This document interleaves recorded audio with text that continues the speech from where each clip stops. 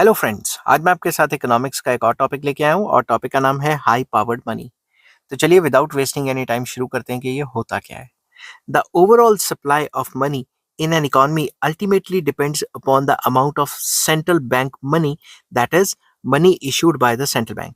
जो overall economy में money है वो अल्टीमेटली किस पे डिपेंड करता है। ओवरऑल इकोनॉमी में जो सप्लाई ऑफ मनी है वो किस पे डिपेंड करता है कि सेंट्रल बैंक ने कितना अमाउंट ऑफ मनी छापा है, कितना इशू किया है। ठीक है, the central bank money is sometimes called high powered money और द मॉनेटरी बेस। तो जो भी सेंट्रल बैंक ने पैसा छापा हुआ है उसको हाई पावर्ड मनी कहा जाता है और इसको मॉनेटरी बेस भी कहा जाता है किसी भी कंट्री की।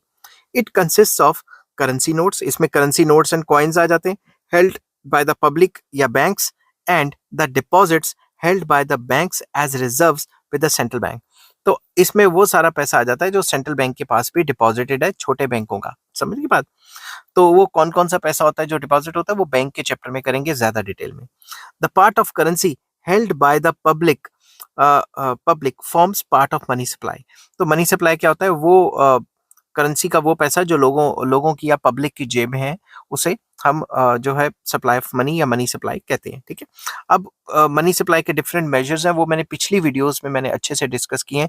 आप उन वीडियोस को देख सकते हैं। अगर आप ये लॉन्ग वीडियो देख रहे हैं तो ऑलरेडी आपने देख ली होगी। ठीक है, the currency in the bank wallets and the deposits with central bank are used as a reserve backing peoples deposits at banks. तो सिंपल वर्ड्स में जितनी भी करेंसी है बैंक वॉलेट्स में पड़ी हुई है वो बेसिकली सेंट्रल बैंक जो है उसने उसके पीछे रिजर्व्स रखे हुए हैं ताकि जो लोगों का जो पैसा पड़ा है वो सेफ रहे। समझ की बात। The central bank has direct control over high powered money. ये जो नोट छापे हुए हैं सरकार ने, मतलब सेंट्रल बैंक ने, इसके ऊपर सेंट्रल बैंक का डायरेक्ट कंट्रोल होता है। कैसे? वो मॉनेटरी पॉलिसी के चेंज करने से इस सबको कंट्रोल करता है। ठीक है, the term monetary base reflects the fact that the overall money supply depends ultimately on the monetary base, that is the amount of money issued by the central bank. तो पूरे का पूरा मॉनेटरी बेस यही reflect करता है कि overall जो money supply है वो उसी पैसे पे डिपेंड करती है जो सेंट्रल बैंक या आरबीआई ने छापा है। अब एक और बात मैं यहाँ पे ऐड कर दूं, जो अंडर डेवलप कंट्रीज हैं उनका जो मॉनेटरी बेस है कैश की फॉर्म में उनके पास ज्यादा पैसा होगा और जो बैंक डिपॉजिट्स है उसकी फॉर्म में पैसा कम होगा।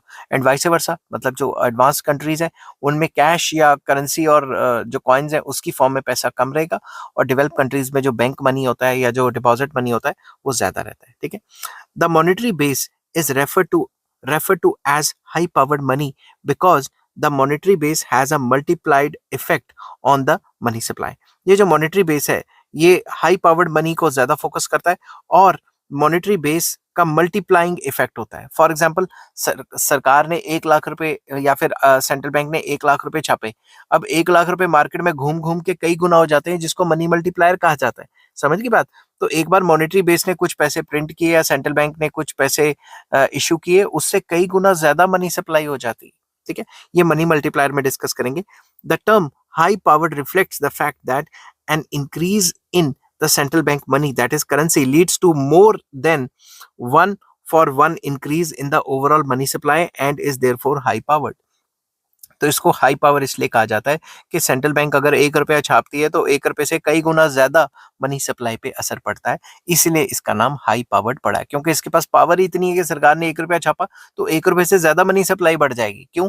क्योंकि बैंक भी तो लोन दे दे के मनी सप्लाई को इंक्रीज कर देते हैं ना, जिसको क्रेडिट क्रिएशन कहा जाता है। तो इस चीज को भी मैं आगे आगे आने वाली वीडियो में आपके साथ डिस्कस करूंगा। आई होप ये वीडियो आपको पसंद आई होगी। अगर पसंद आती है तो please like, share and subscribe. Next chapter मतलब नेक्स्ट टॉपिक मैं कराऊंगा इन्फ्लेशन क्या होता है, इसका मीनिंग एंड इसके types. Take care, bye bye.